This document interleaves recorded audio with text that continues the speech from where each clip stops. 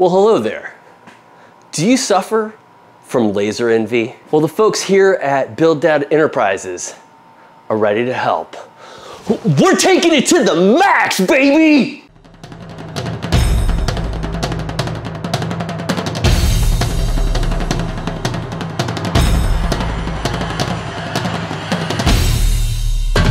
That's right, guys. Today we're gonna be assembling and testing out one of the biggest diode lasers I've had in the shop, the Neje 3 Max. And before we even open the box, I'm gonna get you one nerd fact. The working area of this laser is 810 millimeters by 460 millimeters, and it can extend to 810 by 1030 millimeters. I don't know what I have in the box yet. I don't know if I have the extension kit or not, so we're gonna find out together. But just to give you an idea, we have laser boxes over here. All of these guys are about the same length. This is the Neje. Now, let's crack that bad boy open like a cold one. Luckily, I built this mega bench just in time for this build. If you guys wanna see me build this bench, which is 4x8, it's huge. Check it out, I'll link it up here.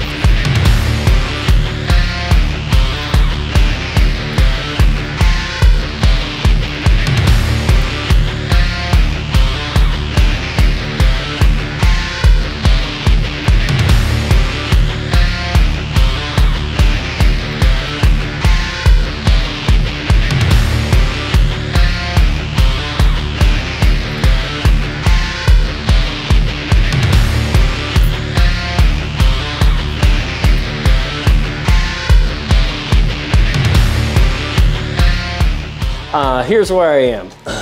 Trying to attach this and this to the rail. The only screws that I have that fit into these holes that came with it are these little wood screws. Okay, so, okay. Not a huge fan of that, but okay, let's check it out. So, here's my ish. If I try to align this and this over these two holes, that one's adjustable.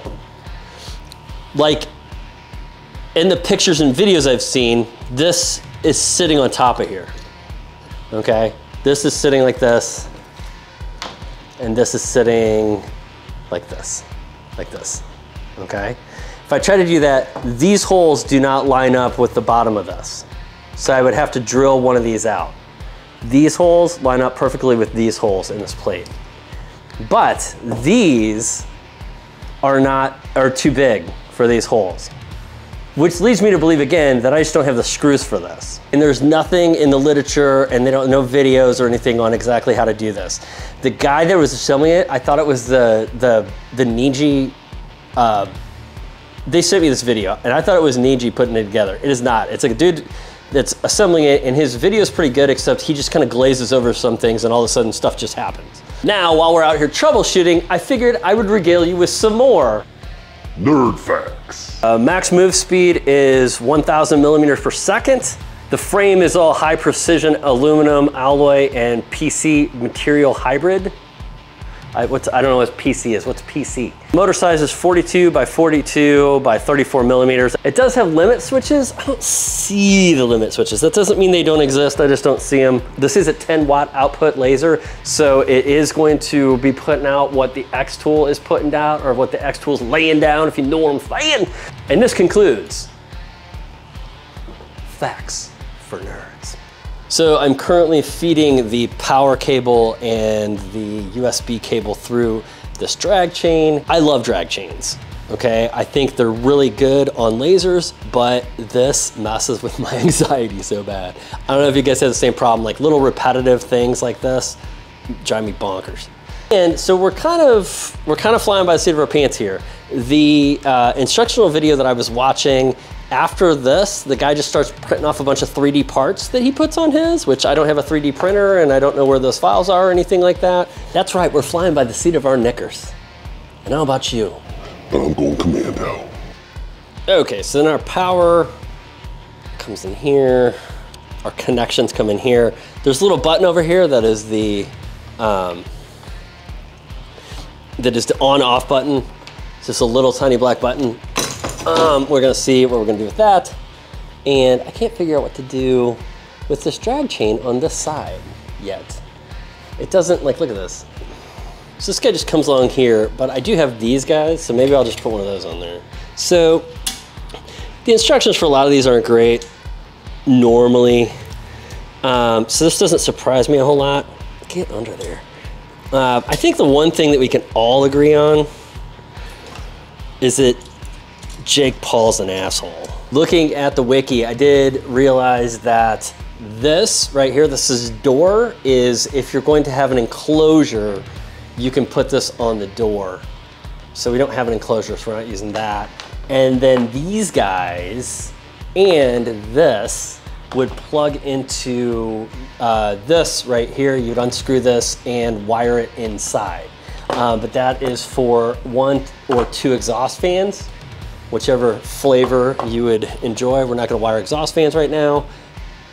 So it's kind of nice that it's future-proofing itself to a certain degree. And then this is the air assist. So M8 over here is the air assist. And I don't know exactly, I mean, I guess we can just bring this back up and wire this back, wire these guys back together, not wire them, but zip tie them together, because this isn't going to go anywhere.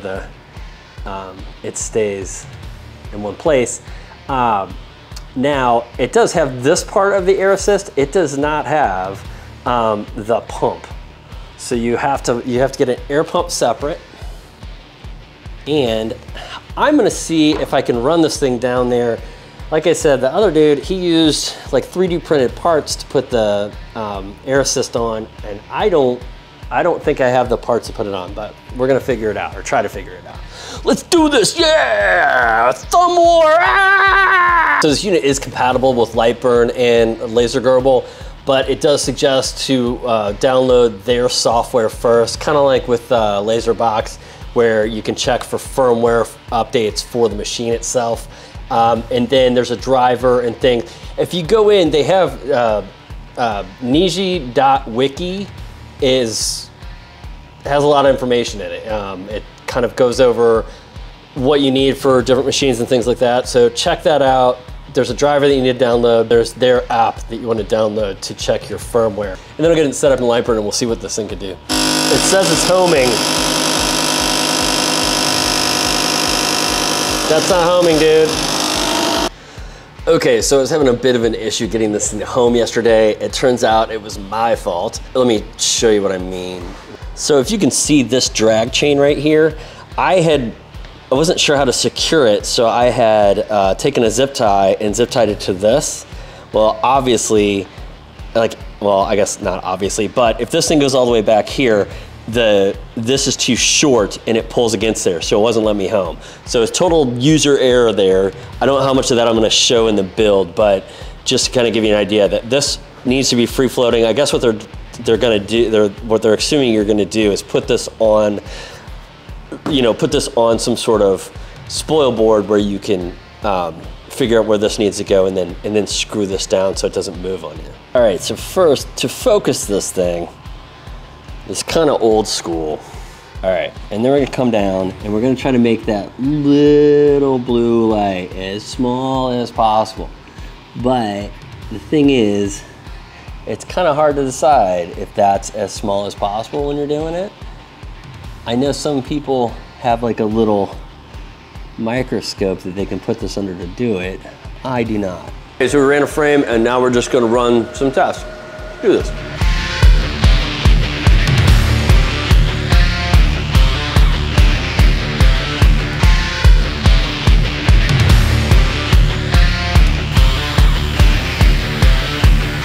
Look at how fast that's going. That's crazy. That's real time. So the other stuff is set up, but this is real time with it doing the lettering and stuff. Wow. What I've been told is under ideal conditions, which these are not ideal conditions because I don't have my air assist running because I don't have all the pieces to hook it up. Under ideal conditions, this laser will cut 18mm plywood. I don't know if I buy that. So this is 15, almost 16mm pine. So not plywood, just pine.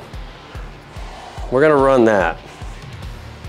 Actually, I take that back here. So if I turn it to this thick side, it's like 18.5. So let's try to run that. This is 60 millimeters per minute, 100% speed. The first one is 2 passes. The second one is 3 passes. And the third one is 4 passes.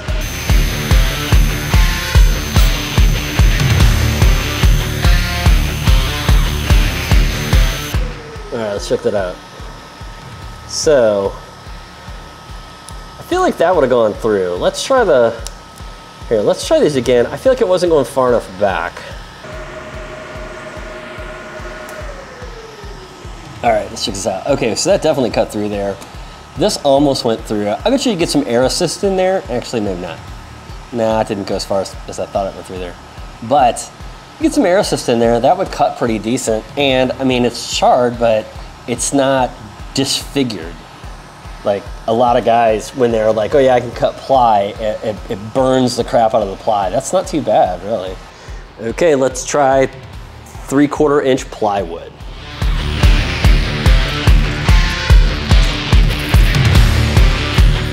So this is what I was talking about defiguring. Now, again, no air assist. Some of this will go away, but see these like little kind of explosions? Because the glue and plywood disperses the heat.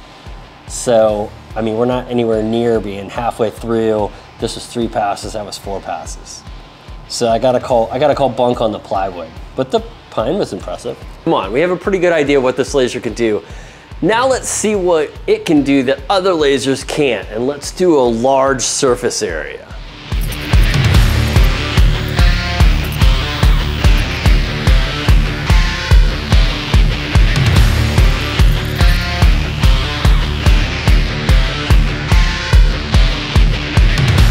Okay, so you gotta admit, that's pretty sick. All right, guys. So we've kicked the tires on the Neje 3 Max. Before we get into kind of the results of it, I just wanted to say thank you guys for sticking around till this part in the video. If you have a particular laser that you want me to review on the channel, go ahead and leave it in the comments down below and I will see if I can reach out to that company and do you a solid. While we're doing solids, if you wouldn't mind hitting the subscribe button, it really helps me out. And speaking of the people that really like these videos, that's right, they're my patrons, and I love each and every one of them like they were my redheaded stepchildren, especially my top tier or Boilermaker patrons. Stephen Mann, Eric Weiss, Chuck Faulkner, Derek Coates, Puffy Muffins, Andy the Viking, Dwight Smith, Christopher Walters, Todd Stewart, Franklin the Tanklin, Paul Christensen, and Jason Ayers.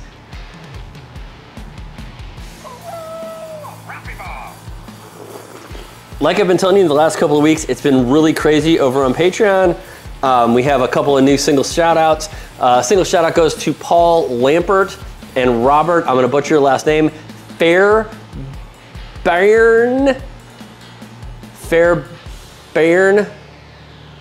I'm going with Fairbairn. Fairbairn. Robert Fairbairn. Clinkies to you. Welcome to Laser Nation. we did run the typical test grid. We ran this on 5mm ply. This is the test grid that you can set up in Lightburn. This is the first time I did it. It's kind of cool.